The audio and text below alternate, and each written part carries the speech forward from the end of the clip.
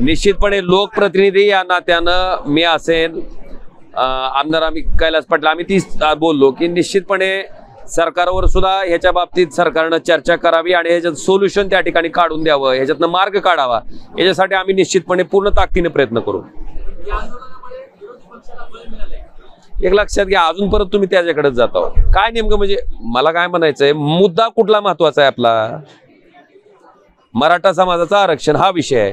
मला वाटतं त्याला कायमस्वरूपी राजकीय अँगल देण्यात योग्य मला तर वाटत नाही। आरक्षणाचा मुद्दा आहे, आश्वासन दिलं गेलंय आणि ते पूर्ण करणं अपेक्षित आहे।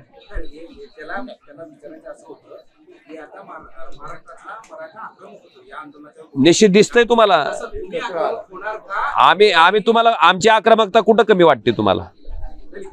मी एक लक्षात घ्या, मी आता सुद्धा तुम्हाला सांगितलं की ज्यावेळेस पहिल्यांदा सुप्रीम कोर्टात याचिका मराठा आरक्षणाच्या विरोधात आली त्यावेळेस एकही कुठलाही लोकप्रतिनिधी बोलले, मी एकमेव आहे, आपण रेकॉर्ड तपासून बघू शकता, मी त्यावेळेस बोललेलो आहे की हे आरक्षण जर टिकवायचं असेल आणि काय नेमकं आम्हीच पाप केलंय, तामिळनाडू बी भारतातलंच राज्य आहे, तिथं टिकतंय आणि महाराष्ट्रात टिकत नाही का? मग दादा तुम्ही म्हणतो राजकारणाकडे विषय नेऊ नका, विषय राजकारणामुळे नाही आम्हाला राजकारणामुळे सत्ताधारी मंडळीने ज्यांच्याकडे सरकार चालवायचे अधिकार आहेत त्यांनी जे आश्वासन दिलंय त्या आश्वासनाची पूर्तता करणं ही त्यांची जबाबदारी आहे। मला वाटतं ते पूर्ण करावं आणि केलंच पाहिजे। विरोधकांनी प्रेशर बनवून निश्चित आम्ही करणार, विरोधक कोण थांबलेला आहे?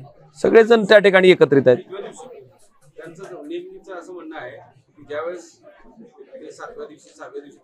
ज्यावेळेस सरकार येतं आणि बोलणी करतं, जे त्यांच्या बोलण्याच्या अवस्थेत नसतात त्यावेळेस सरकार बोलायला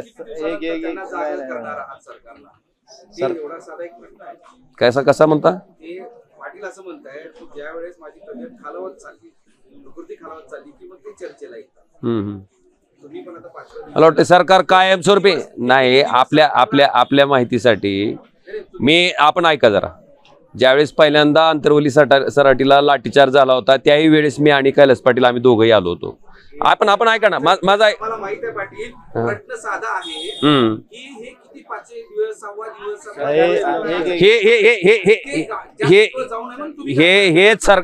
हेच सरकार करते। आम्ही दादांना तेच सांगायचा प्रयत्न केला की त्यांना सरकारनं नुसतं खेळवत ठेवण्याचा प्रकार करतंय, समाजाला खेळवत ठेवण्याचा प्रकार करतंय, त्यामुळे आम्ही लोकप्रतिनिधी या नात्यानं निश्चितपणे पूर्ण ताकदीने त्यांच्यावर प्रेशर आणण्याचा प्रयत्न करणार आहेत। सरकार किंवा राजकीय दृष्टिकोनातून जरांगे पाटलाचा विधानसभेवर किती परिणाम राहील याच्यावर रिसर्च चालू आहे, याच्यावर अनेक समित्या काम, मला वाटतं त्याच्यावर रिसर्च करण्यापेक्षा त्यांनी स्वतः आवाहन केलंय की तुम्ही आरक्षण द्या म्हणतात ना। नाही पण जर समजा आरक्षण नाही भेटलं तर मनोज जरांगे पाटलाचा काय इम्पॅक्ट राहील विधानसभेवर? मी आजही तुम्हाला सांगतो की सरकारनं आता झालेल्या निवडणुकीमधनं त्या ठिकाणी शहाणं होणं गरजेचं आहे आणि जे समाज न्याय भूमिकेच्या माध्यमातून त्या ठिकाणी आपल्या सगळ्यासमोर मागण्या ठेवतो ते पूर्ण करणं अपेक्षित आहे।